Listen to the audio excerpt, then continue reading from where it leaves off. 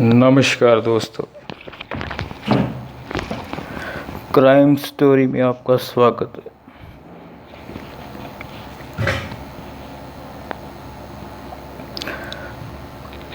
करनाल के एक गांव सिंहपुरा से 24 नवंबर 2022 को उसी गांव की एक 55 साल की महिला राजवंती अपने घर से कहीं गायब हो गई।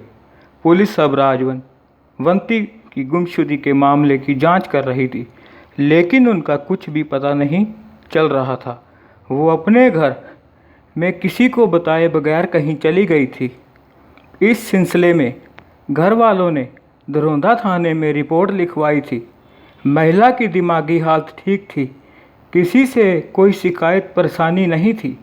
अचानक कहाँ गई ये राज बना हुआ था।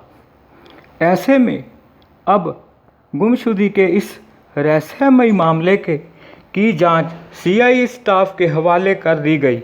इस बीच पुलिस का ध्यान एक अजीब इत्तेफाक पर गया।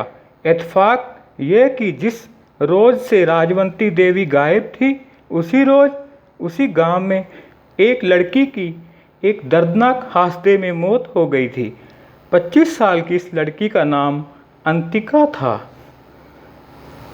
अंतिका अपने ही घर में करंट लगने और झुलसने की वजह से मारी गई। ये वारदात तब हुई जब लड़की के घर वाले बाहर थे। जब घर वाले लौटे तो बेटी की लाश देख सब सन्न रह गए।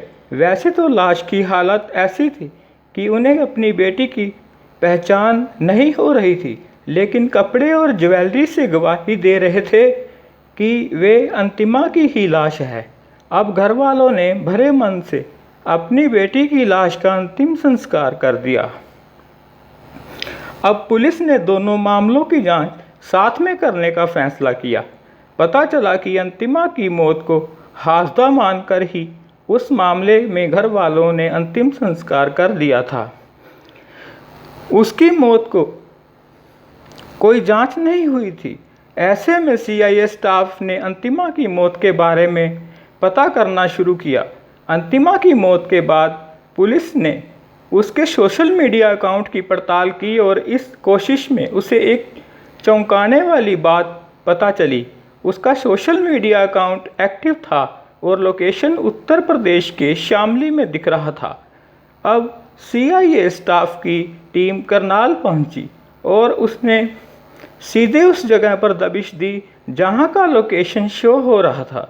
पुलिस को इस शक था कि सही निकला। कहा अंतिमा मिल गई तो अंतिमा जो 4 महीने पहले अपने ही घर से शॉर्ट सर्किट करंट और जलने से मारी गई थी, जाहिर है अंतिमा जिंदा थी। तो फिर सवाल है कि मरी कौन थी? जवाब है, मरी थी अंतिमा के गांव में रहने वाली 55 साल की महिला राजवंती देवी। पुलिस के शिकंजे में आई अंतिमा ने बताया कि उसका शामली के एक लड़के से फेसबुक पर अफेयर था, लेकिन घर वाले इस रिश्ते के लिए राजी नहीं थे। ऐसे में वो अपनी मौत दिखाकर अपने आशिक के साथ सुकून की ज़िंदगी जीना चाहती थी। प्लानिंग उसने पहले से तैयार रखी थी, बस उसे मौके का इंतज़ार था। इत्तेफाक से 24 नवंबर को उसके घर वाले कहीं बाहर गए थे और मौका पाकर उसने अपनी पड़ोसन राजवंती देवी को बुला लिया। इसके बाद उसने पानी में नींद की गोली मिलाकर दे दी। जब राजवंती गोली खाने की वजह से बेहोश हो गई तो पहले राजवंती का गला घोटा, फिर करंट लगाया और फिर अपने कपड़े पहनाकर आखिरकार उसकी लाश जला दी ताकि उसकी पहचान ना हो सके।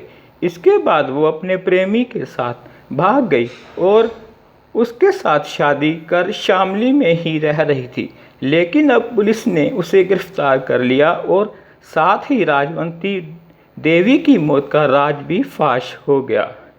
तो दोस्तों, कहानी आपको अच्छी लगी हो, चैनल को सब्सक्राइब करें, शेयर करें और लाइक करें। धन्यवाद।